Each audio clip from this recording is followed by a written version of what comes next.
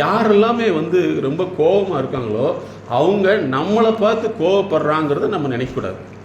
அவங்களுக்கு ஏதோ ஒன்று உள்ளே தூண்டியிருக்குது. அதாவது எமோஷ்னல் வாமிட்டிங்னு சொல்லுவோம். கோபத்துக்கு இன்னொரு பேர் என்ன? Emotional vomiting. அவங்களுக்குள்ள ஏதோ ஒரு அஜீரண கோளாறு மாதிரி ஜீரணிக்க முடியாத ஒரு விஷயம் உள்ளே போயிடுச்சுன்னா கோபம் வந்துடும். அடுத்து நீங்கள் ஒரு கேள்வி கேட்கலாம், பொழுதுன்னைக்கு இப்படி அஜீரண மசால் நடக்குது இல்லையா? கரெக்டாக? அப்படின்னா அது ஆக்சுவலாகவே சிஸ்டமே கெட்டு போச்சுன்னு அர்த்தம். எதை சாப்பிட்டாலும் வெளியே வந்துடுது. அப்போ என்னென்னா அவங்களுக்கு தான் லாங் டைம் ட்ரீட்மெண்ட் தேவை. ஒன்றாச்சு. அதுக்கடுத்து மெயினாக வந்து நீங்கள் ஒரு விஷயத்தை தெரிஞ்சுக்கணும்.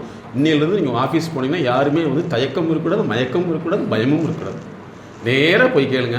எவ்வளோ வேலை கொடுத்தாலும் கவலையே படாதீங்க, தேங்க்யூ சார்னு சொல்லிடுங்க. ரெண்டாவது, நம்ம சந்தோஷமாக இருக்கணும் வேண்டாமா? அதுதானே. நம்ம வந்து சடவாக செஞ்சாலும் இந்த வேலையை நம்ம தான் செஞ்சாகணும் இல்லைங்களா? சிலர்லாம் அந்த பஸ்ஸில் ஏறுறப்ப சீட்டு வந்து குறுகலான சீட்டு, இப்போ பஸ்ஸில் அப்படி தானே இருக்குது. அது ஏறுறக்குள்ளே உள்ளே பார்த்துருப்பீங்க, உள்ளே போய் நின்று கருமச்சி இப்படின்னு சொன்னால் அந்த சீட்டு விலகிருமாக்கு. அது லேசாக சிரிச்சுட்டு போக வேண்டியதானே.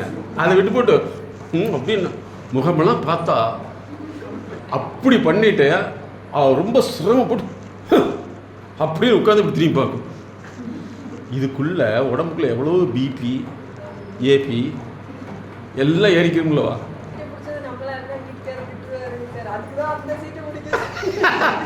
பார்த்தியா, இது ஒரு நல்ல விஷயம் தான். நாங்கள் நல்லாத்தே இருக்கோம்.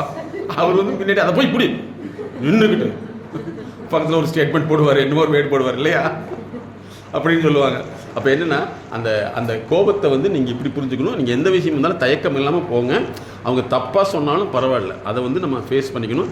எந்த விஷயத்துமே வந்து அது வந்து நமக்காக செய்யப்பட்டதுங்கிறத மட்டும் மனசில் விட்டுருங்க. ஓகே. அதுக்கடுத்து